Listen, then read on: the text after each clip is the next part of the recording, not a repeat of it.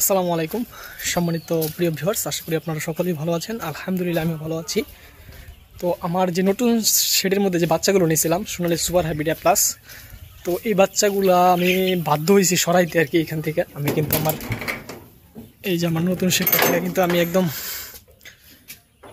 যে বাচ্চা নিয়েছিলাম 4200 পিস, আপনারা জানেন যে 2 শেডে ভাগ করে দেবো, কিন্তু এই শেড থেকে আমি সরাসরি সবগুলো বাচ্চা একদম বের করে ফেলছি। এর কয়েকটা কারণ আছে, কারণগুলো যদি আপনাদের মাঝে শেয়ার করি আমি, তো আপনাদের হয়তো অনেকটা উপকারে আসবে ইনশাল্লাহ।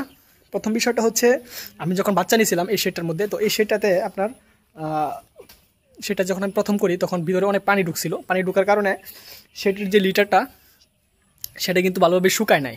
না শুকানোর কারণে আমি ভাবছিলাম যে হয়তো 2-4-5 দিনের ভিতরে ইনশাল্লাহ শুকিয়ে যাবে, এমন একটা চিন্তা ভাবনা করছিলাম। কিন্তু যেহেতু পুরোপুরি ভিজে গেছিলো, তার কারণে কিন্তু এটা কিন্তু আবার আপনার বাচ্চা নেওয়ার পরেও কিন্তু প্রায় 20-21 দিন হয়ে গেছে, এখনও কিন্তু শুকায় নাই। তো এতে কিন্তু আমার মুরগিরও মোটামুটি অনেকটা সমস্যা হয়ে যাচ্ছিল। তো এই জিনিসটা অনেকটা চিন্তা করে এই শেডটা থেকে আমি পুরোপুরি আমার নতুন শেডটা থেকে পুরোপুরি কিন্তু আমি মুরগির বাচ্চা সরাই ফেলছি। সরাই আমার পাশের যে 2টা শেড ছিল ওই 2টা শেড আমি দিয়ে দিছি। যেহেতু এখানে 4200 পিস ছিল, তো এখান থেকে সরাই আমি ছোটো শেডটার মধ্যে আমি দিছি 1800 এবং বড় শেডটার মধ্যে আমি দিছি হচ্ছে আপনার 2400। গতকালকে এটা সরাইছি, যেহেতু আজকে 22 দিন বয়স আর কি, 2 শেডে মিলিয়ে দিছি আর কি। তো আপনাদের জন্য একটা মেসেজ থাকবে এটা, যে যেহেতু একটা ভিজা খামারে মানে সেতে লিটার, কিন্তু সব জায়গায় সেতে না, অনেকটা মোটামুটি ভালো আছে, তারপরেও কিন্তু অনেক জায়গা কিন্তু মোটামুটি ভিজা।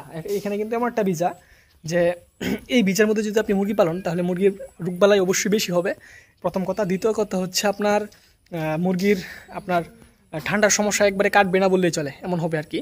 তো এই বিষয়গুলো আমি অনেকটা মানে খেয়াল করলাম মুরগির মধ্যে, বাচ্চার মধ্যে, তো যার কারণে কিন্তু আমি বাচ্চারা সরাই ফেলছি এখান থেকে। তো এটা সরানিতে কিন্তু অনেকটা ভালো হয়েছে, কারণ এটা অনেক যারা আর অভিজ্ঞ খামারে আছে তারা বিষয়টা বুঝবে। যেহেতু লিটারটা এখনও শুকায় নাই, এই লিটারটা কিন্তু আমার আর মানে যদি এখানে মুরগি থাকে কিন্তু শুকানোর সম্ভাবনা খুবই কম, যার কারণে এটা আপাতত 10-15 দিন গ্যাপ থাকবে। এইটা আমি এখানে আবার কিছু মাটি ফালাবো, মাটি ফালাইয়া তারপরে কিন্তু এটা মুরগিটা বা লিটারটা একবারে শুকনা হলে তারপরে কিন্তু আমি এখানে আবার বাচ্চা নিয়ে নিব শুধু এই সেটের জন্য। যেহেতু 2 সেটে এখন বাচ্চা আছে অলরেডি 4200, এখানে শুধু 2200 বা 2300 পিস বাচ্চা নিব আর কি। তো দোয়া করবেন ইনশাল্লাহ। নতুন সেটটাতে আসলে কেমন রেজাল্ট আসে এটা দেখাতে চাইছিলাম, কিন্তু সেটা হলো না। ইনশাল্লাহ এবার যে বাচ্চাটা নেব সেটাতে হয়তো আপনাদের মাঝে দেখাতে পারবো যে ইনশাল্লাহ নতুন সেটে কেমন কি আসবে বিষয়। যাই হোক, তো এখন অনেকে হয়তো অনেক ভাই হয়তো জানতে চাইছেন যে বাজারে কি অবস্থা। বাজার কিন্তু মোটামুটি আপনার কমতেছে বাড়তেছে এমন। বর্তমান যে বাজারটা আছে সেটা হচ্ছে আমাদের দিকে সোনালী মুরগিটা প্রায় 240 থেকে 45-50 এর মধ্যে আছে। সোনালী যেটা সুপার মানে সোনালী ক্লাসিক সোনালী বা অরিজিনাল সুপার হাইব্রিড যেটা, এটা হচ্ছে আপনার 240-45-50 এর ভিতরে আছে।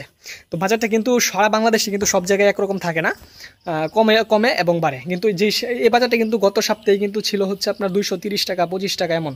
তো ইদানিং একটু বাড়ছে ইদানিং। তো আবার এমনই মানে এক সপ্তাহ বাড়ে এক সপ্তাহ কমে এমনই চলতেছে। তবে অনেক সময় দেখা গেছে 210 টাকা 15 টাকা 20 টাকার মধ্যে সোনালীটা চলে আসে। তো আশা করতেছি 230-35-40 এমন থাকার সম্ভাবনা আছে। যদি এমন থাকে তাহলে বাচ্চা নেওয়া যায় বা নেওয়া যেতে পারে ইনশাল্লাহ।